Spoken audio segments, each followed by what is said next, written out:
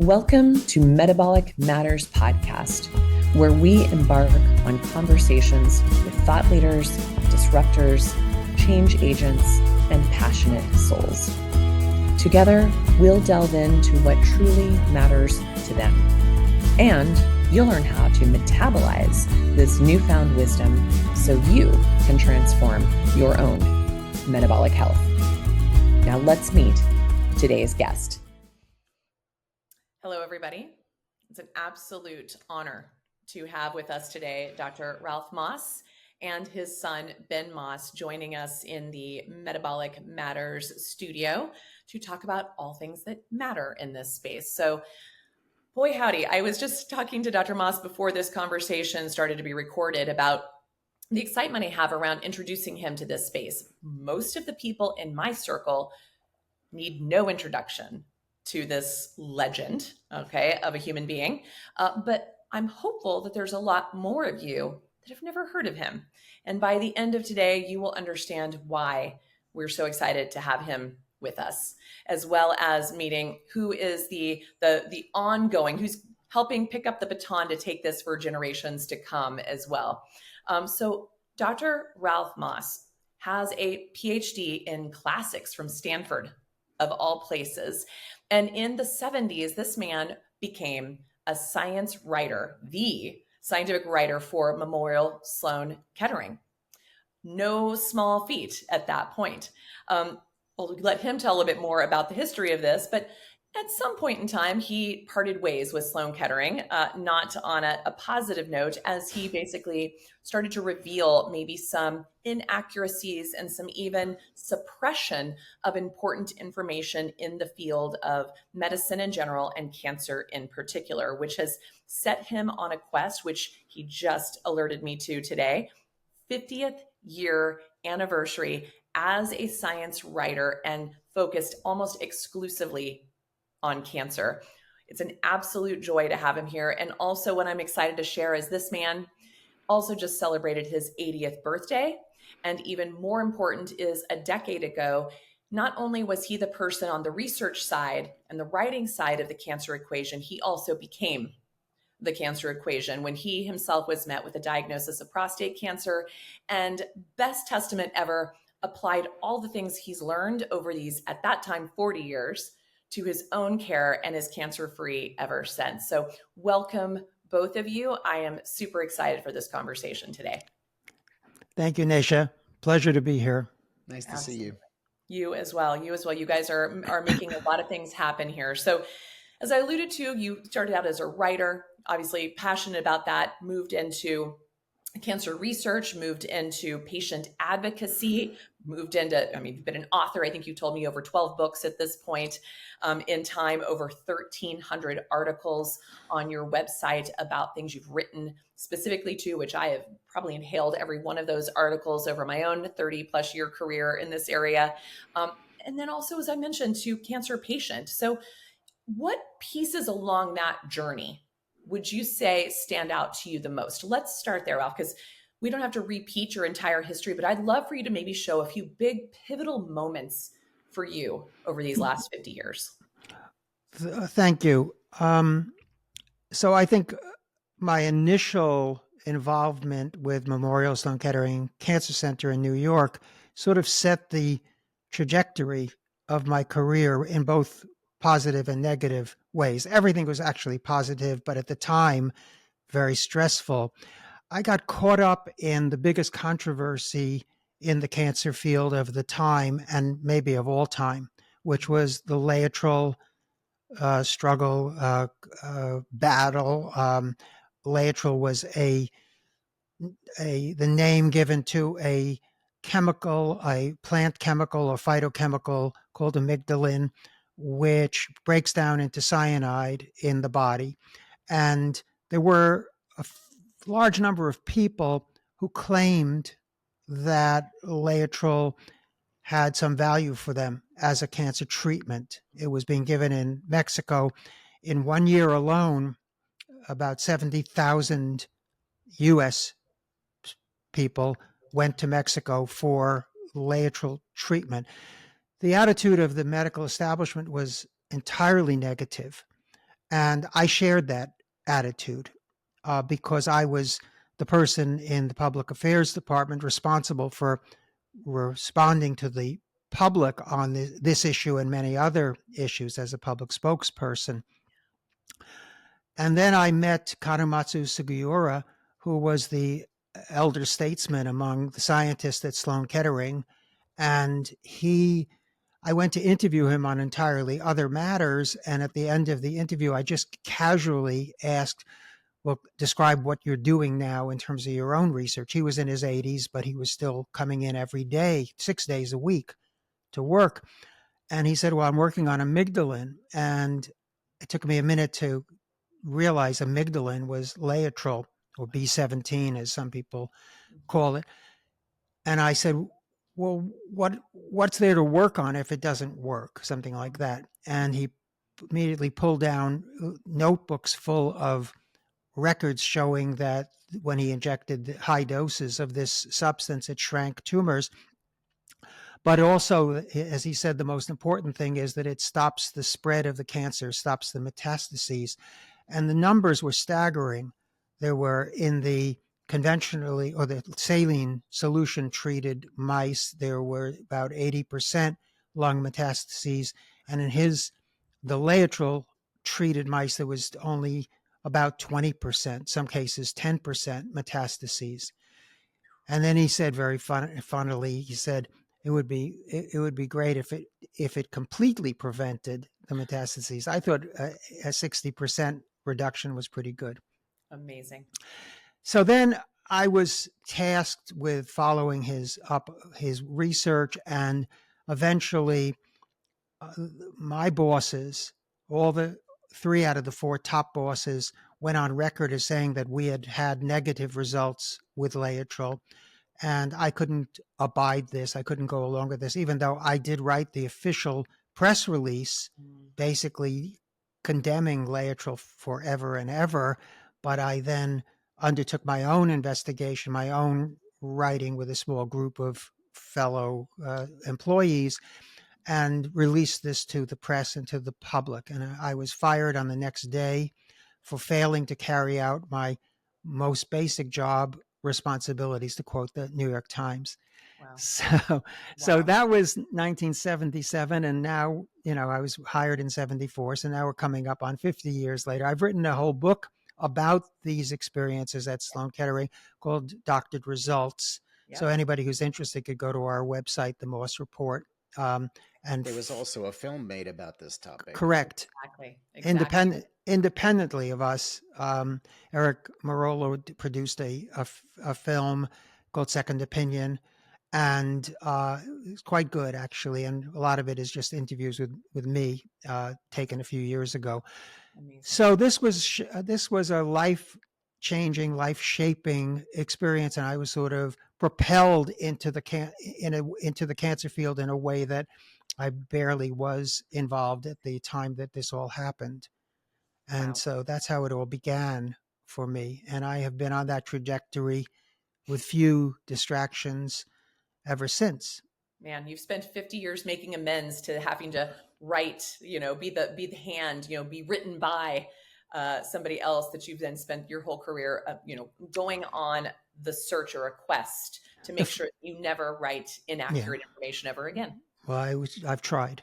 The interesting thing is that halfway through that life journey, I was invited back to Sloan Kettering after having been ordered out by armed guards who told me never to darken their door again. In 1999, I was invited back by the Department of Surgery to give the Grand Rounds lecture in the Department of Surgery.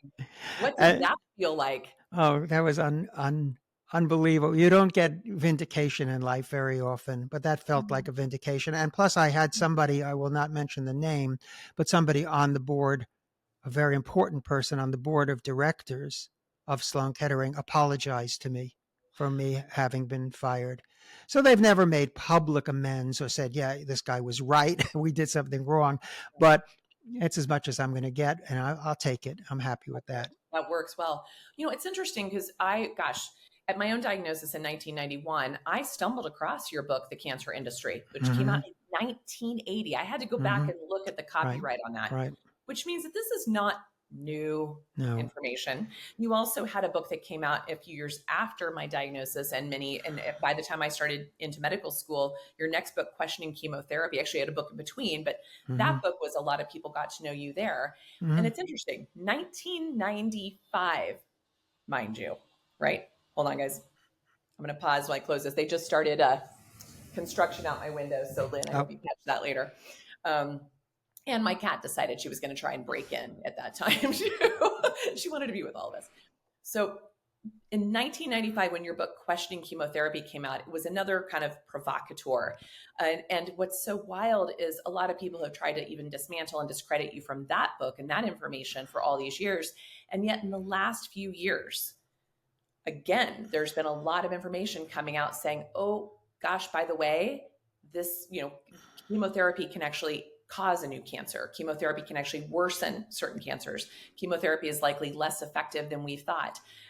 Chemotherapy, if given to its own devices, standard of care oncologists would likely not take it. These are all studies that have come out over and over and over in the last decade or more. Would you have anything to add to that, since that book first came out in 95, of new information in the last few years that actually corroborate what you were seeing all the way back in the 90s? Well, I don't have to retract anything I said, but the field has become infinitely more complicated since those days. And there's so many more drugs available. And as you know, Naisha, the trend is not towards more chemo. The broad trend has been for quite a while towards so-called targeted therapies and now immunotherapies. So it would be impossible. I tried, but it's impossible to update questioning chemotherapy. I think it stands as a kind of monument in a way to where things stood 30 years ago, but it's more nuanced now. And classical chemo has less and less of a role to play, and it's based upon old models, old ways of thinking. And some of what has changed more than people realize was actually indirectly the impetus for it came from the complementary and alternative medical field.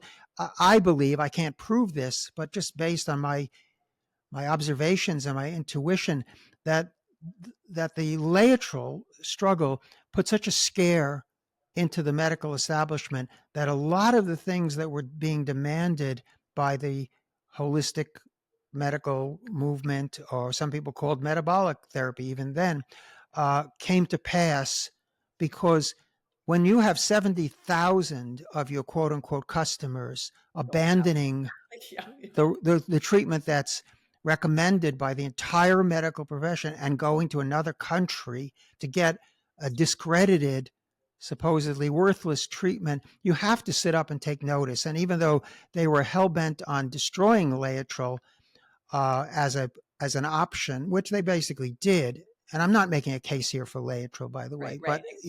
but just what it meant sociologically, then you have to take notice of that. So I think things have changed in many ways for the better, but there's still many fundamental underlying issues that haven't been addressed yet.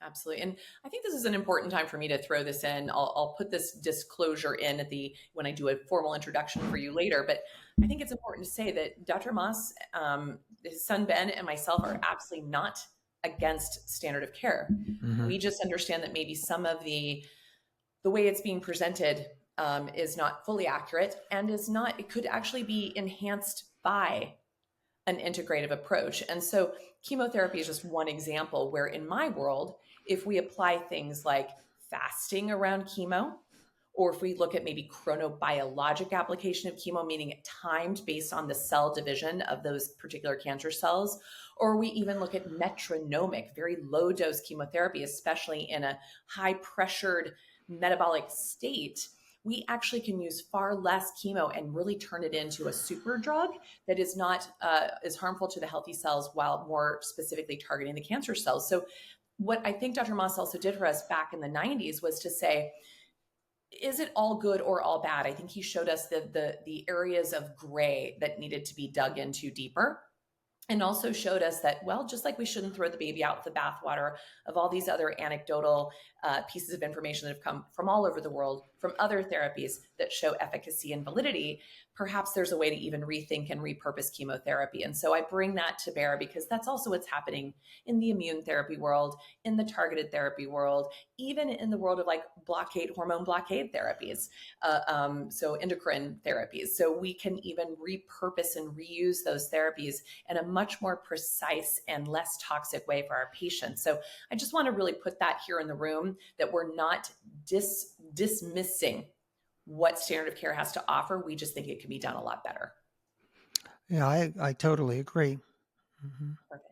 I didn't know if there was anything else to that, because I think where I want you to take us next is, here it is, for 40 years, this has been your passion 50. And all the things and all the people. In fact, I think of hundreds of my patients over my career that I sat down with in my office going through their Moss report.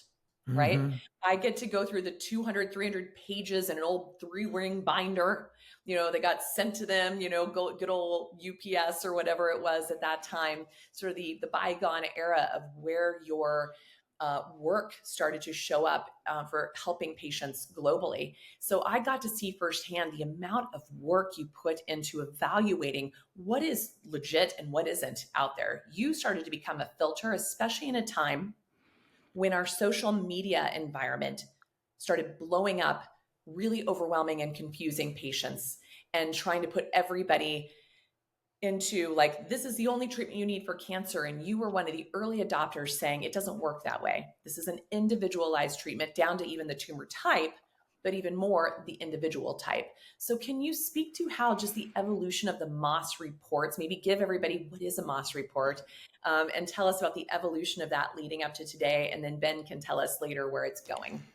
Right. And I was going to suggest that Ben talk about the current status, because the Morse reports live on our website, but he can talk about that. I'll just say that in about 1992, I published a book called Cancer Therapy, and there were 102 different treatments in that book, complementary treatments, 96 of which I felt were validated through scientific research, and then the other ones were sort of more anecdotal.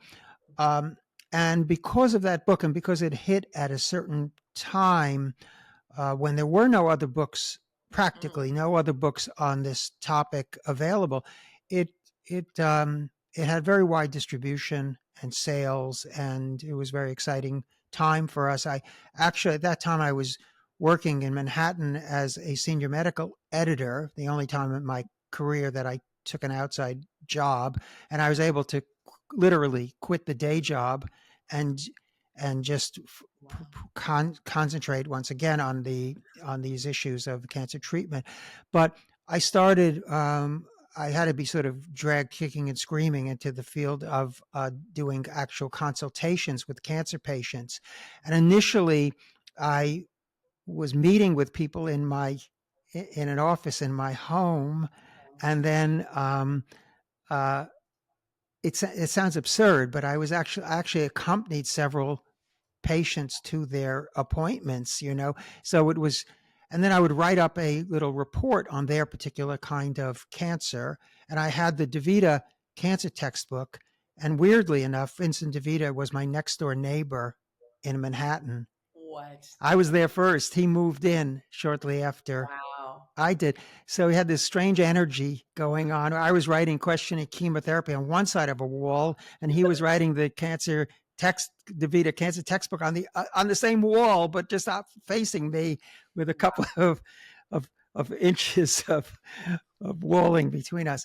So strange times. And it occurred to me, I don't know why it hadn't occurred before, that I could write these write-ups and they'd stay writ, because each time I was writing it for the particulars of that individual. So I started writing with the more, whenever I get a consultee, I would write it so that it would be applicable to the next person with the same diagnosis. And from that grew the Morse reports, which were some of which are hundreds of pages Exactly. long, and they're updated. We update them at least once a year, sometimes twice a year. Ben, do you want to talk about Yeah. this, about how you've worked this into our overall presentation? Sure. So when I first came on board full time with the Moss Report and with my dad about 6-7 years ago, we were looking to publish the latest edition of our. At that time, we had 48. Now we have 51 different diagnosis-specific guides, and in looking at them from both a practical publication standpoint, but also what we believe to be serving our audience most effectively, it sort of occurred to us that really there were two different things happening within the report. One was that we were sharing with people best practices around complementary and alternative medicines. And the other was we were giving a primer as to how to sort of have a global look at, okay, you're dealing with a diagnosis. What are the most important things that you need to know, especially to be able to go in and have meaningful conversations with your oncologist who are going to be making recommendations. And then you want to have a clear-eyed perspective on that. Of course everybody wants to be able to trust their doctor, because that's a very important part of having a successful healing journey. But doctors, like any profession, sometimes have their own interests and agendas, and we've seen, as we've reported on, the latest book that my dad wrote about the cancer industry is actually called Cancer Incorporated, and Cancer Incorporated that's only about 3 years old at this point, so we're still very interested in that dynamic, and it relates to corruption and how the big pharma influence has affected the ways in which oncologists prescribe and even approach the whole subject of cancer treatment. So there was a lot that we tried to pack into these, what were formerly 500 plus long page books. And then there was a whole wealth of new information that we wanted to add in. It seemed logical to us to break this up. And so we have our 51 diagnosis-specific guides, but they are the sections of our former Moss reports that are diagnosis treatment-specific information, as well as practical matters that relate to having a diagnosis and sort of sharing my dad's clear-eyed perspective on how to view what you're being told is the standard of care, which we found to be very helpful for the people that we talk with. Amazing. And then we've done a few other things. We've taken some of the old content that were in those big tomes and we've added them as individual articles on the Moss Report website. And we've also, developed a brand new book, which I'll let my dad talk about, which goes into great detail about the more natural, less toxic approaches that a person can have to help themselves to fight and to heal from diagnosis of cancer. And then there are other aspects to our platform where we try to expand on even those two things. But essentially now what were our Moss reports are now our newest book, The Moss Method, and the Moss Report Diagnosis-Specific Guides, all of which are available on our website, themossreport.com, and also now, newly for 2024, on Amazon as well in Kindle and print-on-demand format. And we've been able to also reduce the cost on these significantly. We had previously been asking $349 for the PDF version, $379 for the printed version. And now we've gotten it all the way down to the Kindle version for most of the diagnosis-specific guides are $49. This gives me chills. I mean, talk about creating something accessible by most. And even then, I mean, because if someone's ever had one of your guides, $379 was still a steal because of the not just hours that took, the decades it took to compilate that information. And I want to share one more thing, Dr. Nisha, and that is, it's very exciting. We're very happy to be able to let your audience and everyone else know that we're also releasing the complete collection, which, for the benefit of our practitioner friends out there who are working with cancer patients and getting all types of different diagnoses walking in their doors looking for information, we've compiled all 51 of the diagnosis specific guides into a 2-volume printable set. Amazing. Kindle, and also PDF download. Amazing.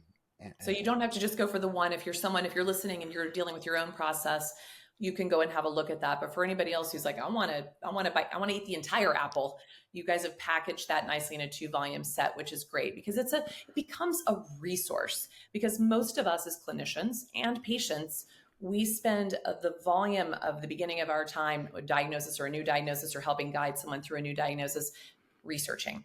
And you guys have gone through and done sort of the due diligence of vetting like therapies that actually seem to hold water and helping us push out the riffraff of things that may be less helpful. So I'm incredibly, incredibly grateful for this. I'm excited, and we'll talk more about this book that's coming out, which I've been anxiously awaiting as well. But Dr. Moss, I want to hear from you about all those 40 years up until this diagnosis for yourself 10 years ago. Mm-hmm.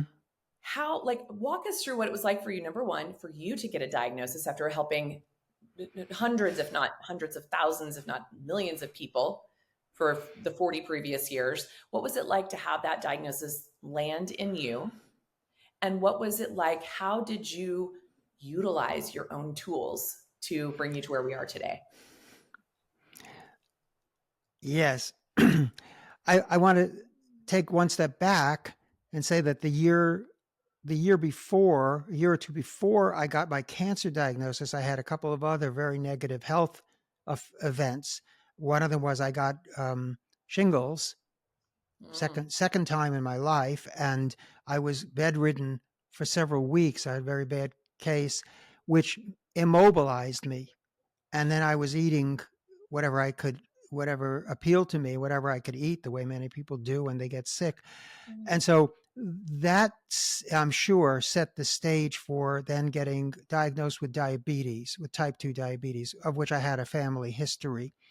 But that was the first serious health crisis I had ever had in my life. And it kind of knocked me for a loop. And I diagnosed it myself. I came back from a trip to Europe, not feeling well and having typical symptoms of advanced diabetes, and did a home test, just a urinalysis, a test strip, and the range was like between clear and brown. Mine came out black, and I came out of the bathroom, and I said to my wife, I've got diabetes. And she, what? And I explained it to her. She put me in the car, rushed me there. If people know anything about blood sugar, so normal blood sugar should be under 100, or maybe if you're, just after having a meal, it would be up in the 120s or 130s. Mine was 372. And my A1C, which is another test for more long-term test for diabetes, was also 12 point something. Wow. I was really in a very advanced stage of type 2 diabetes, and only one doctor, an alternative doctor, had warned me about the significance of my rising score, but nobody was urgent about it at all. So I blamed them a little bit. Mainly, I blame myself. But there was no sense of urgency about it, and we could talk about why that is. I think I do know why. But in any case, by the time that I was diagnosed, I was in a very advanced stage, and of course, they put you on all kinds of medications and all kinds of testing and so forth. And I remember one nurse saying to me, "Are you on insulin yet?" Yes. So that word "yet" really got to me, because that was like, oh well, this is sort of an inevitability. Well, here I am, almost 10 years later, and I never did take insulin, and I tried taking metformin, but I had such side effects from it. 3 times I've tried over this decade to try, because metformin has many positive sides to it as a drug, but I failed the drug 3 times. I Wow. won't go into graphic detail on what happened, but it's a common side effect, that gastrointestinal side effect that a lot of people get. So basically that set the stage, because I think each illness set the stage for the other one. I think this set the stage because we'll talk about this, because this is right up your alley there, that having a high blood sugar and having poorly regulated metabolism sets the stage for cancer as well. And my weight at the time had gone up to 210 pounds. I'm not that tall. I'm 5'9".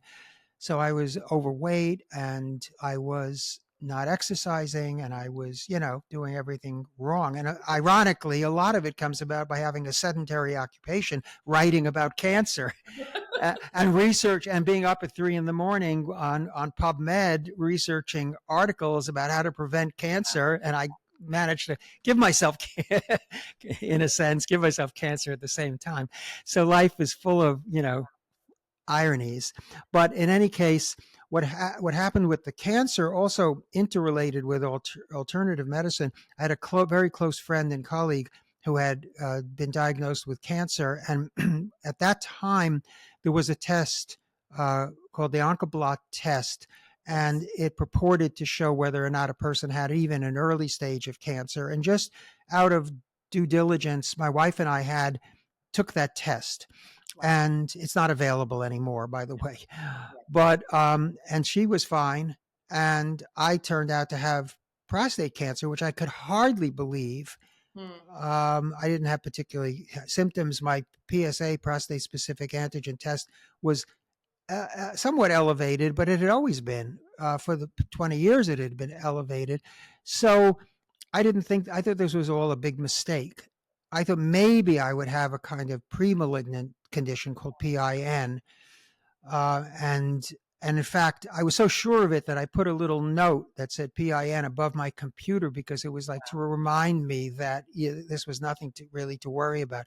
Well, I wanted to get an MRI in advance of having a biopsy, and very few places would do that. I finally found one in Philadelphia that would do this, and they did the test. I hadn't had a biopsy yet, but I went in to see the urologist that Friday afternoon. Bad time to see a doctor, by the way. They're always exhausted by the time. Right, and it was the worst medical encounter of my life. And you ask how I, having written about cancer and being considered something of an authority in certain aspects of the field. Well, I mean, I was treated horribly. And not only that, but I'm sure now in retrospect that I'm not even sure he was looking at the same records, that he was looking at my records, actually, because he told me, well, you've got your cancer, your prostate's full of cancer, and it has spread outside the capsule, and there's nothing we can do for you. But they wanted to send me for a biopsy. Luckily, I had met the only naturopathic urologist certified in the United States, Gio Espinoza, and I had it. Had it been Gio, yep. and I had his phone number, and I called him, and he was wonderful. And he kind of talked me down and said, I'm not telling you what to do, but don't do anything until you've at least talked to our doctors here at New York University. So this was 2015, which happened to be my 50th graduate reunion at NYU. I was going to NYU for my reunion, and I wound up in their medical center in the urology department. You really celebrated it. Really celebrated saving my life. Because the doctor I saw, Dr. Samir Taneja, it happened that he offered exactly the treatment that I wanted to have, which is focal ablation, cryoablation, meaning that they would insert cold probes into the tumor and destroy it without destroying the whole prostate gland, which can make or me along the way, right? So that's what happened. It turned out on biopsy that I had 2 large grade Gleason 8 tumors. Now, Good Gleason score goes to 10, but 8 to 10 is considered severe, life-threatening, dangerous, the worst kind. So it took a lot of nerve on his part and my part to use a treatment that almost never had been used for advanced cancers in my case, but he was willing to do it and I was willing to undergo it. And now we're 9 years out with no sign of any recurrence of the cancer. But if it did recur, and I'm not, I don't have any magic formula for preventing cancer. I could talk about reducing odds, but if it did, I think I probably would be just a candidate for a re-ablation, because that's one of the beautiful things about cryoablation is you can use it again and apply it again. Unlike radiation, it doesn't leave scar tissue. Symptomatically, I was better than I was afterwards, better than I was before I had the procedure. So it's been a kind of a dream for me to have this happen. And I feel like they saved my life and also have given me 10 years of very good quality of life as well. So it validated a lot of things that I believed in. It also modulated my approach, I would say. I mean, it's a cliche to say I became more sympathetic, and that's true. I did, but it was something else. For instance, I had a colleague. I have a colleague who, and he was in basically broadly in the field of complementary alternative medicine. And I told him what I was planning to do, to take cryoablation. And he started running down cryoablation and telling me it didn't work. And Dr. So-and-so used to use it. It doesn't work anymore, blah, blah, blah. And, it's funny because I'm not proud of this, and I'm not saying that you should imitate me, but I never spoke to that person again. I feel you. It was such a like a deflation. Yeah. I mean, here I had already made up my mind that I was going to do it. And now this person whom I sort of respected is telling me about some doctor. It's probably not even true, but, blabbing about some rumors that he had heard about the treatment. And it was a kind of a wake-up call for me, because even though it has to be said that chemotherapy in particular has its limits, and there are some key elements of proof missing from a lot of the treatments, but think about the consequences of who you're telling and how you're telling that. And I think really, as I think about it, the message about the ineffectiveness of, or I won't say ineffectiveness, but the limitations of chemotherapy are better directed towards the oncology profession than they are to the general public. Wow.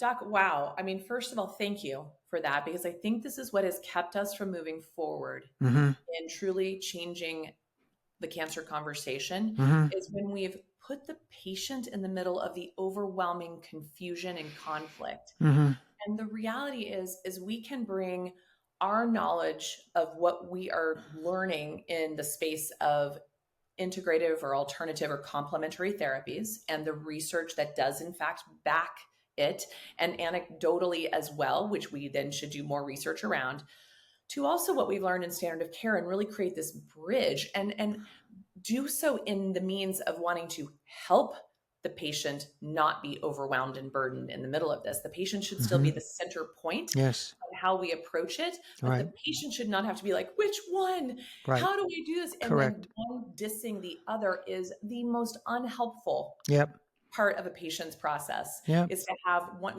you see something, you're having a good, I see this all the time in my world, someone's having a meaningful response to whatever therapy they've chosen, and hopefully chose via an informed process, with someone else telling him it absolutely doesn't work, or something that is so disparaging, and the body gets hit with that emotionally. So that's huge. And I really appreciate that your own experience made you realize the way we describe this, the way we say, how can we potentiate some standard of care therapies to make it work better with less toxicity? And how can we validate some therapies in the integrative or complementary world that actually have efficacy that could really change the game for our patients. And then one other thing I want to just point on to go back to, because I think it's important for people to listen to this. That moment you had shingles, had you been in my practice at that time, I would have, instead today, we tell everyone, oh, just get the shingles vaccine and you'll ignore it, right? But what I was taught in medical school and what I've grown to learn about shingles is an opportunistic infection.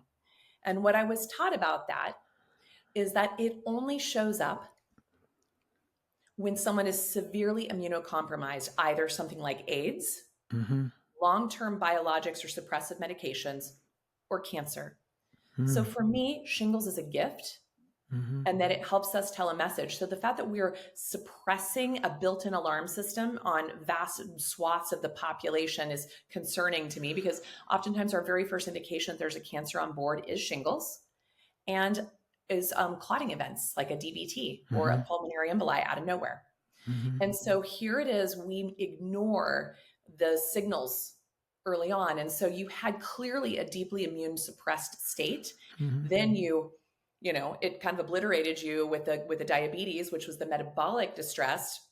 That was the perfect storm that allowed for what has already been inborn in all of us, cancer cells in every one of us all the time, to finally pick up momentum and be bigger and louder to capture your attention. And so I just think that's very interesting, that I want people to also see the trajectory, that this wasn't like you went to bed one night without cancer and woke up the next with it.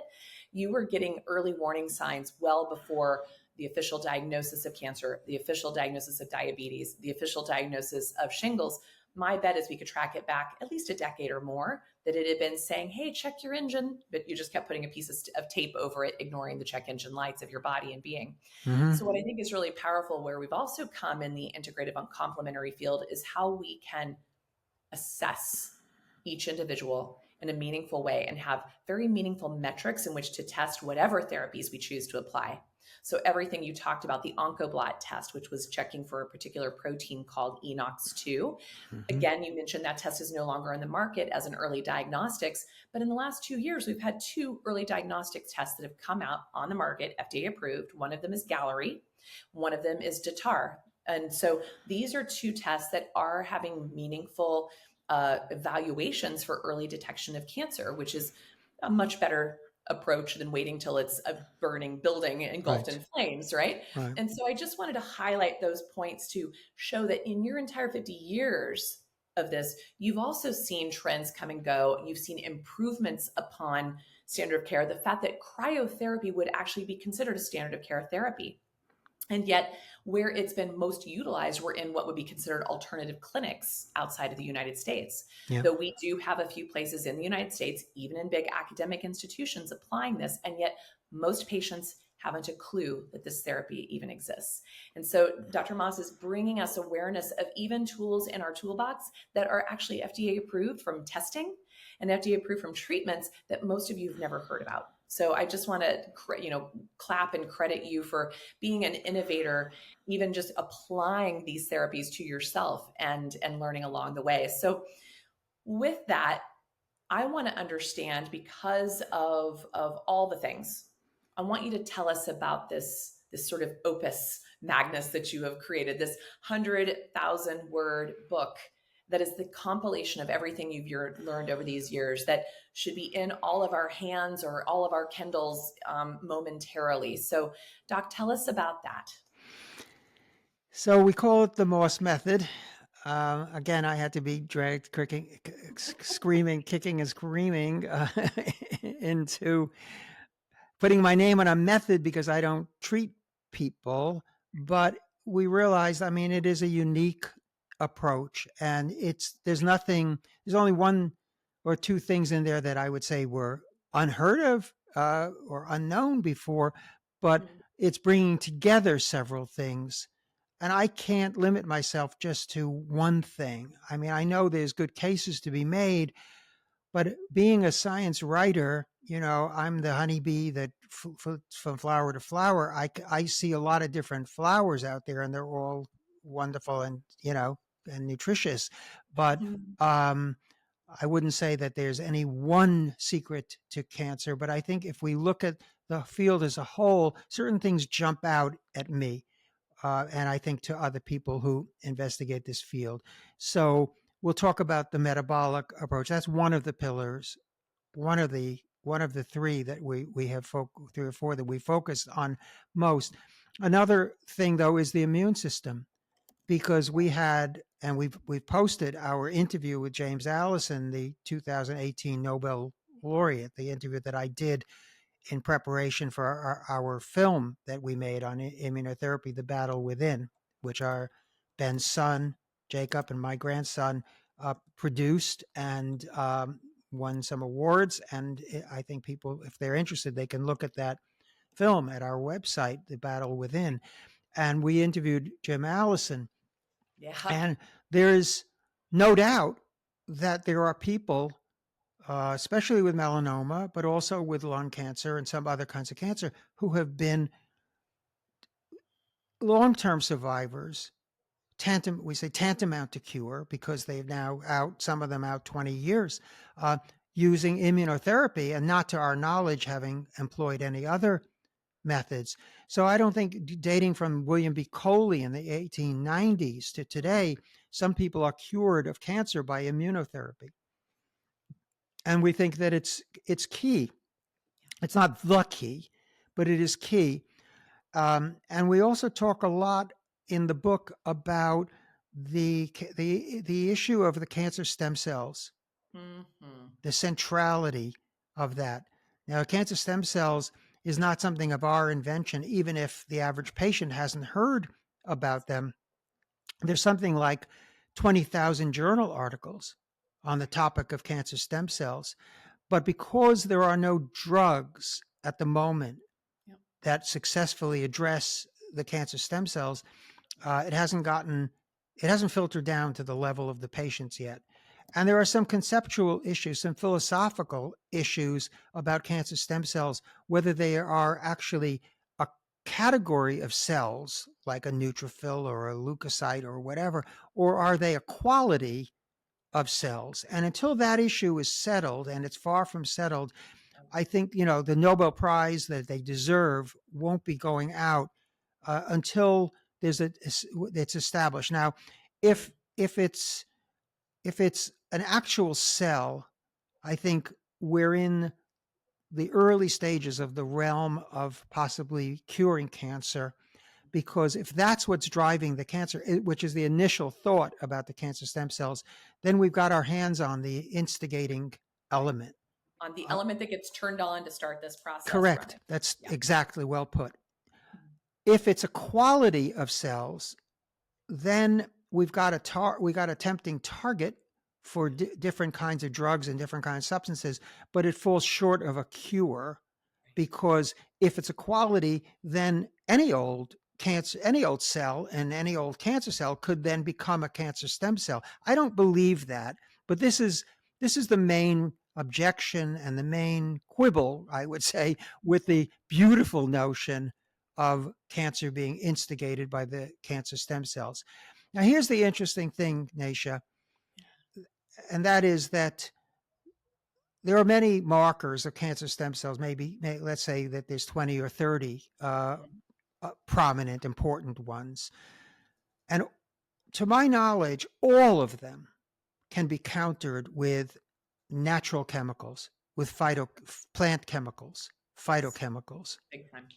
So couldn't you devise a program, a food program, and a mild supplement program that would utilize plant chemicals, phytochemicals, to cover the waterfront of markers of cancer stem? You don't even have to. You could say, well, why don't we just go and tell you which markers you have of the cancer, and then give you the chemicals that would attack them. Well, it's a moving target, and it's dynamic. It's not stagnant. It's dynamic, and yes, there are certain you'd have to analyze each person's cancer, isolate the cancer stem cells, and then isolate the markers on those cancer stem cells, and you'd still have no guarantee that you would be getting them or getting enough to them. So this You is get what, closer, but it's still not the whole right. enchilada. So what I've done in this book, in the Morse method, is to try, when it comes to the cancer stem cells, to show which are the markers for the major types of cancer, which are the markers that have been found so far on those, and which are the agents that will counteract those markers. Brilliant. And we do this for all the major types of cancer. But thankfully, there's sort of a lot of overlap between Yes. one cancer and another. There are unique markers for some of the cancers, and they can be addressed too. But primarily, the main thing is that we want to find the most effective way to utilize these substances in order to block the cancer stem cells. So now these are not substances that are unfamiliar to you. You learned about these in naturopathic medical school. Millions of people know about them, but we're giving another rationale for why they should be used. And I think in some cases we have a better handle than I've seen anywhere else on how to maximize the effect of these substances. Now, I want to say a couple of things about our approach and how this book differs from our previous writing. One of them is we do not enter into the controversy about the effectiveness of conventional therapy or Yep. the applicability of plant chemicals, phytochemicals, Mhm. in conjunction with conventional therapy. Okay. There's a You lot say could be said about it. you say very Switzerland, very neutral. We are the Switzerland of cancer advisors, definitely. I love it. But it's partially for the reason that I gave you, that I don't think that we want to interfere in the doctor-patient relationship. We don't want to become a problem. We want to be only a solution. The second thing is we strongly advise people to discuss the use of the Morse method with their physicians, with their oncologist. There's such a thing as cognitive dissonance. That's the brain confusion and pain that comes in your brain when you have two authority figures telling you opposite things. Yeah. And that's a horrible feeling, as we all know. But our audience are, first and foremost, are people who are now past treatment or, like myself, have been treated and are in remission, but still feel that they possibly could suffer a recurrence. Wow. Which in some cases is very common. Other cases it's relatively rare. But we only, the primary purpose of the book is to talk to I think it's 7 million people in the United States who have been treated for cancer survivors, in other words. Yes. Secondarily, if other people want to use this in a more expansive way, for instance, with conventional treatment, our strong feeling is this should only be done in conjunction with licensed medical professionals who are in charge of your care. Yeah. And I think, again, you live and learn. I think this has been brought home to us. Not that I feel in my heart of hearts that this wouldn't be good to do, but it gets complicated. The interaction, it's complicated enough, the interaction among these different natural chemicals. And then you add in 4 or 5 different conventional drugs, prescription drugs. It's just beyond our reach to be able to say that that's okay. So that's the main thing, is that this is not meant to substitute for any conventional treatment. It's meant to be a guide for people who are left without treatment, as you were, as I was, and when you want to combine this, then do it with, The second point I want to make is These are the parameters that I laid down as I was writing the book. And that is, we only, in the Morse method, we only talk about foods and food-derived factors. We do not talk about even over-the-counter drugs Or off-label. like aspirin, or off-label use of prescription drugs like metformin. These may be very good. They may have, but those are things only to be used in the hands of, in our opinion, in the hands of medical practitioners, because even something like aspirin, which Issues, lots of side effects. lots and lots of issues, not to mention the COX-2 inhibitors and other, I mean, they may be sold as over-the-counter medicines, but they're still medicines. And we're not entering into that realm. This would get me too fraught with complications and difficulties. It's enough to try to deal with and make sure that the things we are recommending are safe. And of course, everybody's different, so you have to go with each person. But mainly, first and foremost, we're trying to utilize foods. Food is the foundation. Yeah. Let medicine be your food and food be your medicine. As Hippocrates it's attributed that statement to him. And we think we have figured out how, for the moment, how to maximize several very important elements, which is to say, green tea, olive oil, curcumin, turmeric, and sprouts. Amazing. Yeah. These are really, I mean, the word superfoods is thrown around as an advertising, slogan, but there are certain foods out there, if properly prepared, that are really, I would say, stronger than a lot of pharmaceutical preparations. They're not substitutes for, but you can go an awful long way. So I say, when I was still doing consultations, I would say to people, well, you can address your immune system. This is a self-help issue. Beyond. You can address your metabolism with self-help measures, valid, non-harmful, perfectly safe, approved by doctors in most cases. And you can address this issue, which you may never have heard about before, of the cancer stem cells. And by the way, it isn't just cancer stem cells, because we take the classic definition of cancer, which is Hanahan and Weinberg's hallmarks of cancer, which all oncologists practically in the world use as their basic understanding of cancer. And I show in the book how all 10 of the hallmarks of cancer are addressed by this sort of plant chemical approach.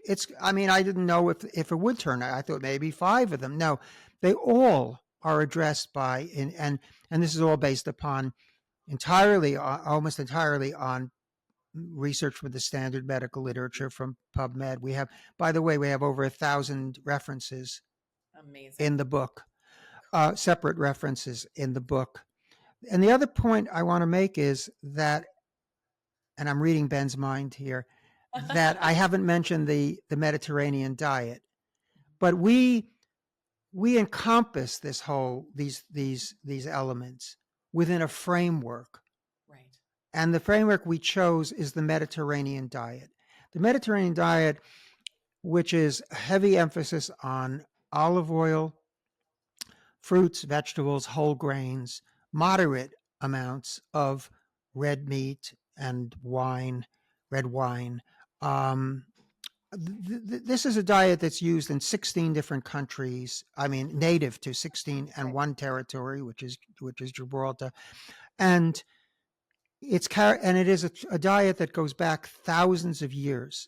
It's based on the ancient Roman diet, and it's hailed all over the world. And part of this, my part is that I'm looking for ways to integrate conventional medicine with alternative complementary medicine.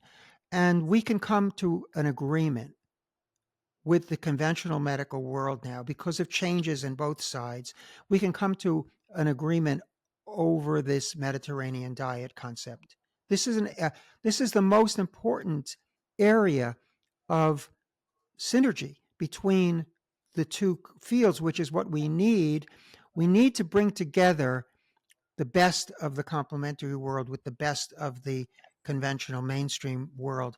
That's what the patients want. It actually, I'm sure from your experience as well as mine, when you see, and I looked at your website and I saw some of the interviews, and what you're seeing there is the best responses are in people who intelligently use both methods. Exactly. Yeah, that's what we're finding. And I love that in all of your years, maybe in the beginning it started out feeling kind of like a battle, but in all of your years later, you realize we're far stronger together. And to bring in the best of both worlds, that we should not discredit or discount either side of the equation, and look at the patient and what they need in that moment based on my methodology was just test, assess, address, don't guess.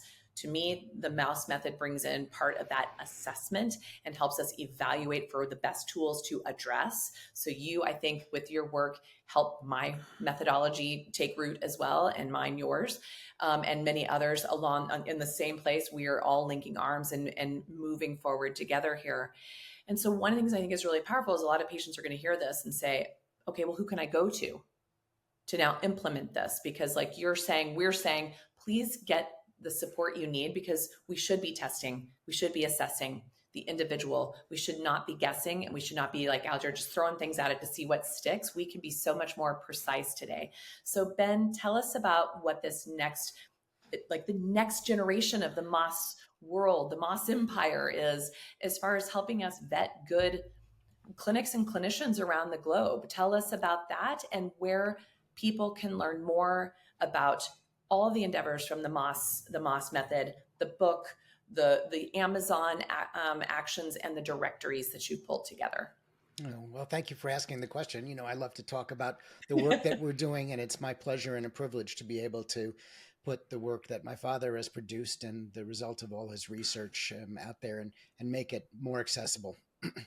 So one of the things that my dad has been doing these many years, in fact, since the mid 1970s, is visiting with unconventional cancer treatment centers, clinics in Mexico, clinics in Europe, and trying to really use his own, logic and his own perceptions to understand where different practitioners were coming from and try to find the value in the work that they're doing. And in many cases, helping people to find those practitioners when he would do consultations with patients.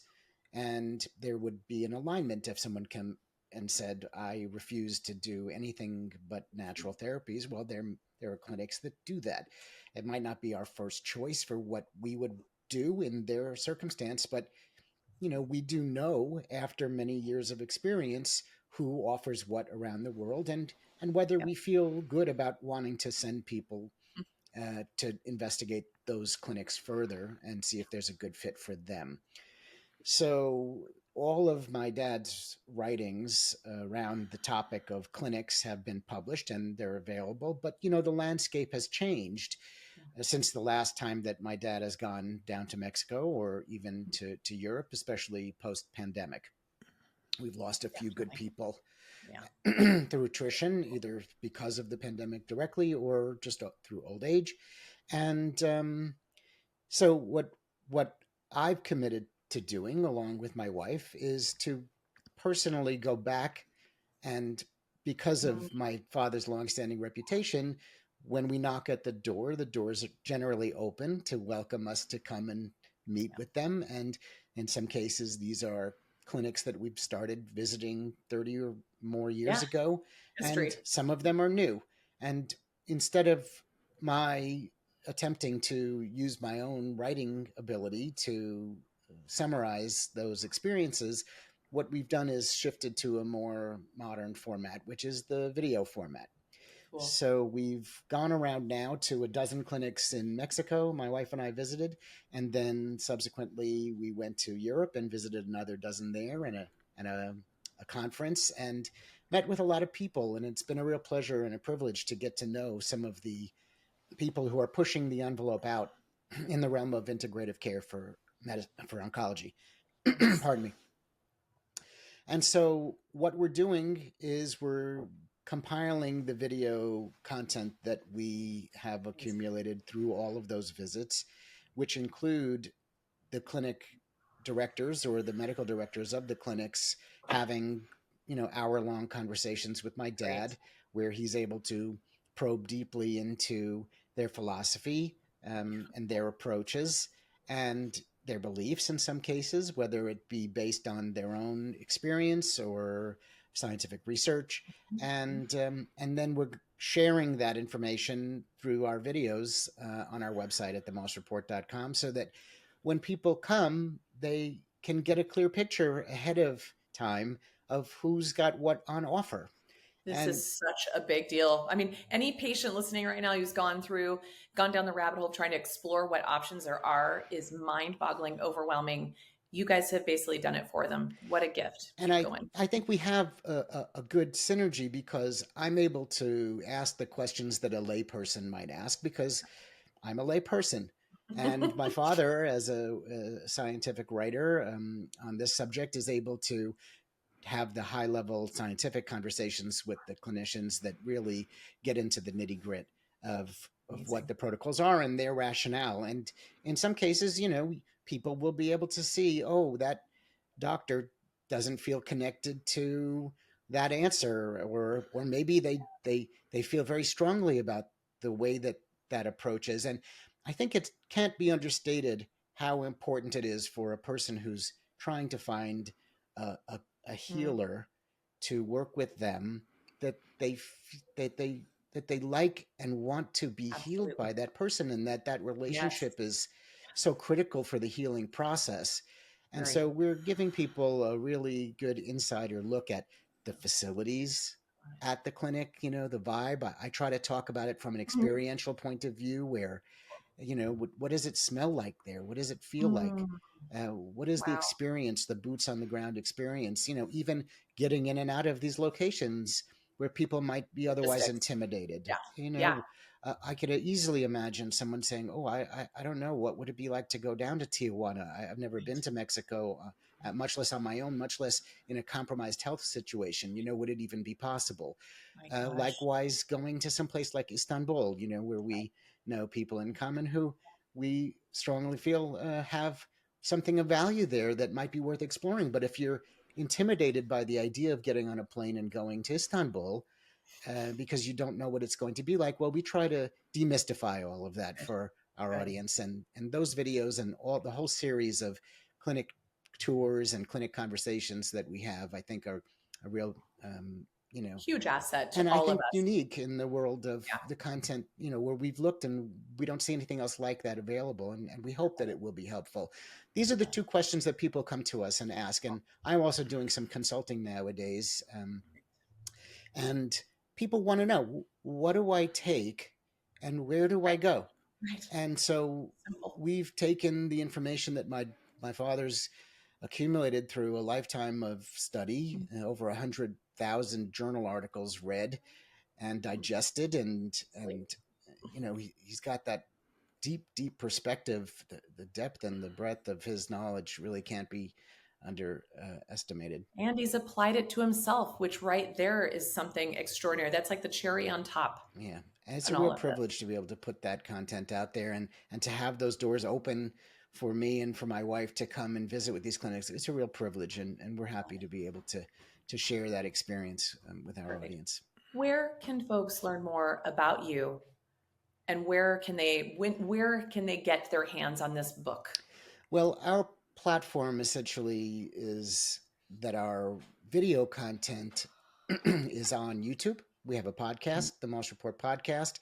Season 4 has been very successful. We've had 18 episodes of my father and I talking about nutritional topics, me coming at it, like I say, from a lay perspective, and him giving the deep dive into these topics based on his good research. So YouTube is a good place to go to find podcasts, including some very interesting ones on metabolic therapy. Thomas Seyfried's work and Jane McClellan's book, and we had her on the podcast. So, we've been talking about the metabolic approach quite a bit, and we're happy to be able to have all that content freely available on our platform. Of course, wherever podcasts are found. But if you want to see the video, then that's where you go to watch the videos of the podcast. Perfect. Then our website, themossreport.com, has the wealth of the 1,300 articles or so that my father referenced. Many of his other publications are in there, and all of the videos that are behind the paywall, I guess you'd say, of the clinic, the full-length clinic tours and the clinic conversations are found there. In addition, we have a series of 30 videos called the Help Yourself Heal series, which is my dad basically like the do-it-yourselfer aspect. Right. And a lot of this was brought on as an impetus. It was brought on by the needs that arose out of the pandemic. Absolutely. When people were home, they couldn't really get out to do much. And my dad was doing consultations every day, sometimes 2 or even 3 a day. Wow. Thank you. And his biggest challenge was, how do I help these people who are almost housebound find ways to help themselves to heal and to fight the disease? And so, in a way, the Moss Method Guide to Natural Healing, fighting cancer with a Mediterranean diet, was spawned out of that experience. Wow. And it also led itself to the Help Yourself Heal video series as well. So all of that content's available on our website, and a lot more. And we've got a lot also coming up as well that... you're starting your U.S. tour of clinic evaluation, which I'm excited about. That'll be added to the site. That's right. We've got this book. We've got access to all of the Moss reports in a bundle or individually, now available on Amazon, which is amazing. You guys are just moving and shaking. There is absolutely no slowing you down here. And so, Dr. Moss, in parting words, you've got so many people that'll be listening today that are also really new to maybe their own diagnosis or someone near and dear to them. What gift of hope, what recommendation might you leave, or parting words of wisdom might you leave for our listeners today? Well, as I said, this is completing my 50th year in this field, and I have a good memory, and I can think back and remember the feel of starting in 1974 when the war on cancer had just begun. Really, 73 was the time that it first started really picking up steam. And the world of cancer research and treatment is almost unrecognizable from today to then. And so, in a sense, not to be a PR person for the medical establishment with my original job, but there is a huge, huge difference, and in many ways improvement in the situation that you as a cancer patient or the loved one of a cancer patient are confronting today, in large measure, in part partially due to the pressure put by patients over the years and by the complementary and alternative medicine movement. But in so many ways, the experience is so far superior to what it used to be in terms of what treatments are given and how the side effects are controlled, and just the general way people are treated, more of a recognition of the autonomy, the agency of the individual. So I think this doesn't mean you're dealing with the cancer diagnosis, but you should be aware of the fact that we are on an upward trajectory, and the money hasn't been wasted. By and large, it's been a good investment, and things are good. The other thing is, you should realize that major breakthroughs have occurred behind the scenes that you only have, as a newbie in the field, you're only probably vaguely aware of this, but the field of immunotherapy, the manipulation of the immune system to fight the cancer, this was alternative medicine 50 years ago. People were jailed for saying this and doing this, or ridiculed, and which certainly Dr. Allison was for decades. Correct. And not even Jim Allison, but I mean, when I came into the field, Coley's toxins, which was the first effective immune therapy for cancer, was on a blacklist. In the 1960s, for crying out It was loud. on a blacklist. Wow. I mean, you really took your career into your hands by advocating for that. And some people did that, people I knew, and others fell by the wayside because they went too far with it. So now we have whole new areas, whole new fields of treatment. We have immune therapy, we have targeted drugs, we have PARP inhibitors. We are beginning to see things like addressing the cancer stem cell issue. So there's a lot coming down the pike. Things that treatment's better. There's a lot that's still coming down the pike that could be of great importance. And there's a recognition of the fact that, treatment has to be personalized to a great degree, and analyze. Tumors being analyzed used to be that they cut out the tumor and they literally threw it away. And I thought this would be in the future. I remember thinking this almost 50 years ago. This is going to be the craziest thing when people look back and say they threw away the tumor that had all the information in it as to what had happened. Wow. Well, that's not being done so much anymore. Now it's much more common to look closely at your particular cancer. And I think don't be afraid to look for the cutting edge treatments that if you ask for them and you demand them, you're more likely to get. So, and then the other thing I would say is that, as I said earlier, that my experience has been that the best outcomes are in the people who combine the best of conventional, mainstream, and complementary treatment. Not always easy to do, but there is a greater acceptance on the part of each party in that dichotomy to the value of the other. It isn't in any way exactly where we want, but look how I was treated by both a conventional mainstream surgeon and a cryoablation and a naturopathic doctor, Gio Espinoza at NYU. I think there should be a naturopathic doctor like Gio is in the urology department at NYU, in every department, every cancer department, not just urology, every cancer department. Agreed. And I think that fact, that integration at NYU, is the reason that in the U.S. News standings, the NYU urology department went, in my decade of involvement with them, went from, I think, the 12th best in the country to the 3rd best in the country. Wow. So people recognize this. The colleagues are recognizing the fact that they have advanced into the modern era of integrative oncology. That's what we want. We want integrative oncology, and you should demand it. You should request it. You should try to arrange it. If it can't be done in one center, at least involve the naturopathic doctors in your care, because that's an essential ingredient in your overall plan. You don't want to reject one, but you also don't want to reject the other one. Agreed. That's my Thank words you. of advice. Oh my gosh, I love it. We should not have to be making choices between the two. Right. It should collectively be standard of care. Yes. So with that, I wish you, Dr. Moss, many more moons of exquisite vital health. Thank you. And thanking you from the bottom of my heart for both paving and leading the way in this charge to change the cancer conversation. And Ben, I'm very excited to see what the next iteration, especially the resources you are bringing forth for all of us. So gentlemen, thank you for your amazing time, energy, and insights today. And I look forward to sharing this with the world. Thank you. Thank you for all that you do. Nice to be here. Nice to be here with you.